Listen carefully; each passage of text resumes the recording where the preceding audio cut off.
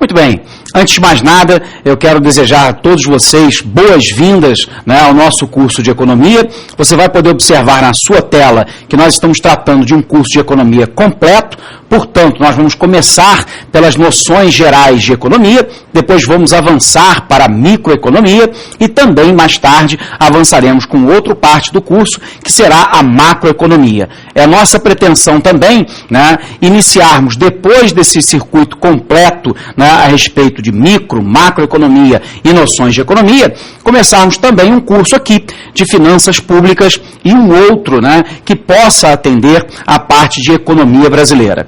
Esse trabalho, né, que nós vamos desenvolver com vocês é fruto, na realidade, de uma orientação no mestrado, um mestrado em economia, né, e, portanto, eu espero que todos vocês gostem bastante. A gente vai tentar avançar aí com o máximo de calma possível, lembrando a você que, na realidade, essas noções fundamentais de economia, depois do nosso curso de microeconomia e macroeconomia, portanto, vai atender a todos aqueles candidatos que têm, né, dentro do seu certame a matéria noções, micro e macroeconomia, mais tarde finanças públicas e economia brasileira. Os nossos alunos da Polícia Federal que nos escreveram perguntando então se nós teríamos um curso, né, voltado para agente e escrivão da PF, é muito simples, nós temos aqui no EVP o nosso mapa da mina, depois haverá para vocês uma indicação de todos os conteúdos que vocês precisam estudar, preparando-se para essa prova. Mas logo de cara eu queria dar uma dica aí para os nossos amigos da PF, dizendo que todas essas aulas que dizem respeito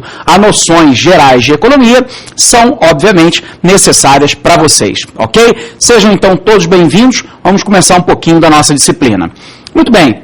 A primeira coisa que nós teremos que nos recordar, né, é a origem da palavra economia. Você se recorda que ela vai ter uma origem grega, que vai significar oikonos, nomos, que significa, oikos, significa casa, e nomos significa lei ou norma. Portanto, oikos nomos significa, na realidade, né, um processo de administração de uma determinada unidade habitacional. Unidade habitacional que comumente a gente vai chamar de casa. Eu quero te lembrar que a palavra oikosnomia, na realidade, já se encontrava em alguns textos de Xenofonte entre o ano de 335 até o ano de 340 a.C. Portanto, nós temos aí, em teoria, uma ciência que vai se preocupar fundamentalmente com a administração de uma casa. Mas, na realidade, nós temos uma outra configuração, que é uma configuração mais moderna a respeito da ciência econômica. E aí, nós poderíamos dizer para você que a ciência econômica é uma ciência que estuda como a sociedade aloca determinados recursos produtivos que são limitados diante de desejos, diante de necessidades que são ilimitadas. Portanto, nós temos uma pergunta absolutamente fundamental, né? É tentarmos entender como que, na realidade, esta sociedade vai alocar determinados recursos ou fatores produtivos que são escassos, né, diante de necessidades humanas que são ilimitadas. Essas necessidades humanas são ilimitadas porque o desejo, né, da posse de bens e de serviços também são ilimitados. Bom, se assim nós sabemos, nós encontramos então um primeiro elemento importante para a gente falar a respeito de economia, que diz respeito à escassez. A escassez é exatamente a ideia de que eu tenho, na realidade, um bem, né, escasso diante de um recurso ou fator produtivo que, na realidade, é escasso diante, na realidade, de uma demanda que é infinita e ilimitada. Portanto, né, se eu estou diante da escassez, é necessário que eu não confunda essa escassez com pobreza e que eu também não confunda essa escassez com limitação. Quero te lembrar, né, que pobreza significa, na realidade, a posse de poucos bens. Da mesma maneira que eu quero te lembrar que, embora os bens possam ser abundantes, né, ocorre a pobreza quando eu tenho pouca posse desses bens. A outra questão é a questão da limitação. Um bem qualquer pode ser limitado, mas se não há demanda, se não há desejo pela sua aquisição, ele não é escasso. Portanto, é importante a gente entender que, na realidade, um recurso é considerado escasso quando, na realidade, eu tenho uma procura ilimitada, uma demanda ilimitada por aquele tipo de bem e, na realidade, eu tenho fatores ou recursos produtivos limitados na oferta daquele bem. Poderíamos, então, imaginar que nós teríamos aí um produto qualquer que, na realidade, tenha uma produção limitada, mas se ele não for um produto desejado, ele então não será um produto escasso. Ok?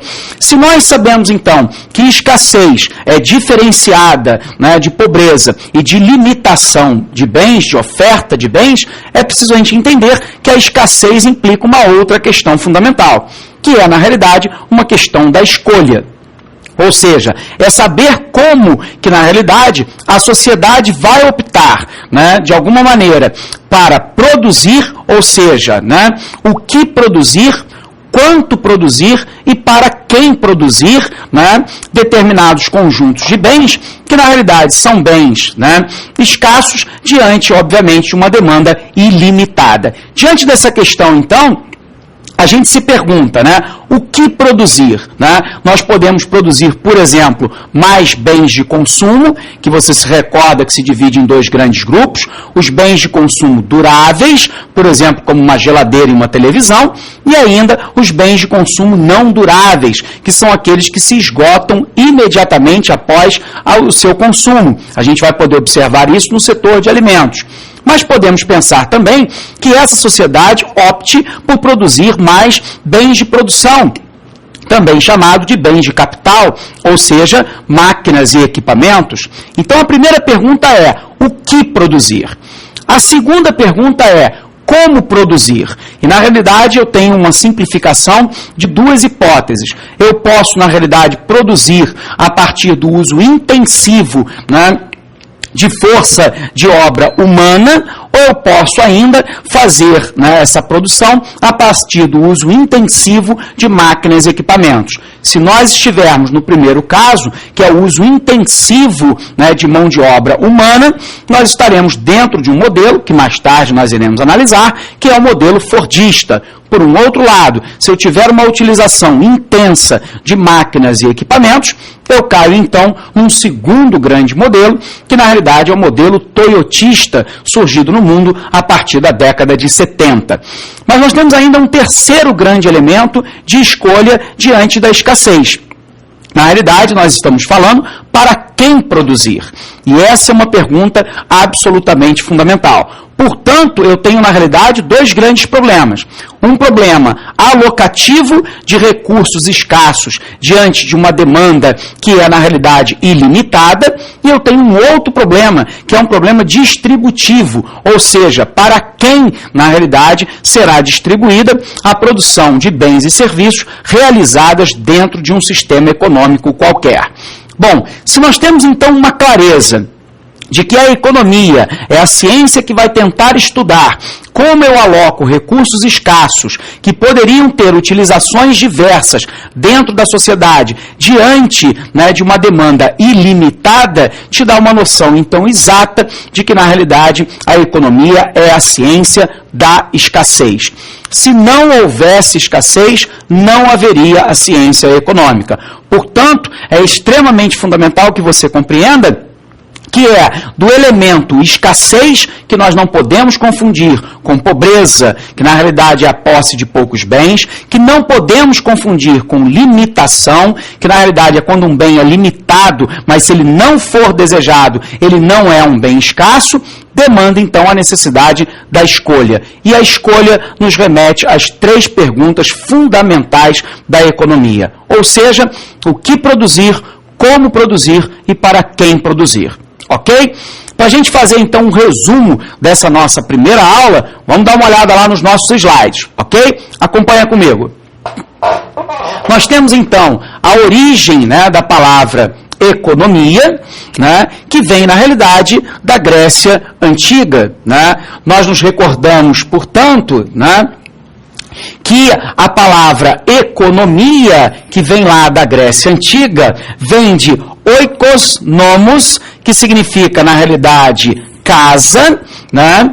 E nomos, que significa norma ou lei. Se nós pudéssemos, então, juntar essas duas palavras, nós diríamos que é a administração de uma unidade habitacional, ou seja, de uma casa. Nós nos recordamos, eu disse isso para você, que ele é encontrado em textos de Xenofonte, lá entre o ano de 335 a 440 a.C.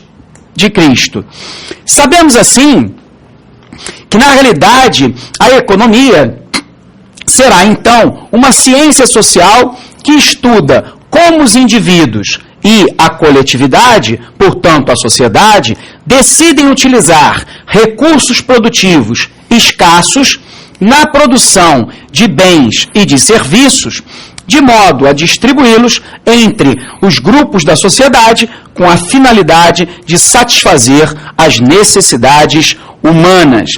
Bom, se assim nós sabemos, é importante, então, você lembrar que, na realidade, nós estamos falando que o objeto da economia se refere a necessidades humanas ilimitadas, o que gera uma demanda, uma procura ilimitada, para, na realidade, um recurso produtivo limitado, que nós também podemos chamar de fatores de produção. Se nós sabemos que as necessidades humanas são ilimitadas diante de recursos produtivos limitados, obviamente, isso nos remete a uma questão fundamental, que é o objeto da economia, que é a questão da escassez. Quero te lembrar, então, que um bem é considerado escasso quando, na realidade, eu tenho uma necessidade humana ilimitada e, na realidade, eu tenho um recurso produtivo ou fatores de produção limitados. Portanto, é preciso que a gente não confunda escassez com pobreza ou limitação. Lembrando a você, pobreza significa ter poucos bens. Escassez significa mais desejo do que bens para satisfazê-los, ainda que haja muitos bens. Quero te lembrar também que um determinado bem pode ter a sua oferta limitada. Entretanto, se não for desejado, se não houver demanda, se não houver procura por ele, ele não será um bem escasso.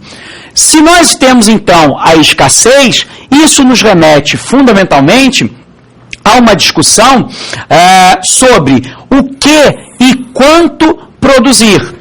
Nós podemos, então, pensar numa determinada sociedade que pense mais em bens de consumo, por exemplo, como automóveis, geladeiras ou fogões ou televisores, mas nós podemos pensar, como, por exemplo, a ex-União Soviética assim pensava, na constituição de mais bens de capital, que são máquinas e equipamentos. Portanto, nós estamos diante de um dos problemas fundamentais da ciência econômica, que é o problema da escolha. Escolher, né, o que e quanto produzir, né, implica também discutir uma outra questão, que é como produzir.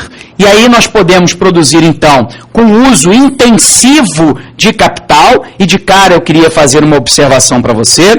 É muito comum que as pessoas, né, confundam a ideia de capital com moeda. Né? Eu quero te recordar que na nossa discussão aqui, capital se refere a máquinas, equipamentos, instrumentos e instalações. Portanto, eu posso ter como produzir um capital mais intensivo, como esse demonstrado aqui, de uma agricultura altamente mecanizada, ou ainda com uma mão de obra intensiva, ou seja, a colheita de cana-de-açúcar, por exemplo, com utilização intensa de força, né, de trabalho humana. Mas nós podemos discutir ainda uma última grande questão dos problemas econômicos fundamentais. Para quem produzir? Né? E aí a pergunta é: quais setores da economia serão beneficiados? E essas questões, né, o que, como e para quem produzir, então, nos coloca diante de um desafio, que é tentarmos entender como, na realidade, uma dada sociedade se organiza para poder gerir esses recursos produtivos que são limitados diante de necessidades humanas ilimitadas. Ok?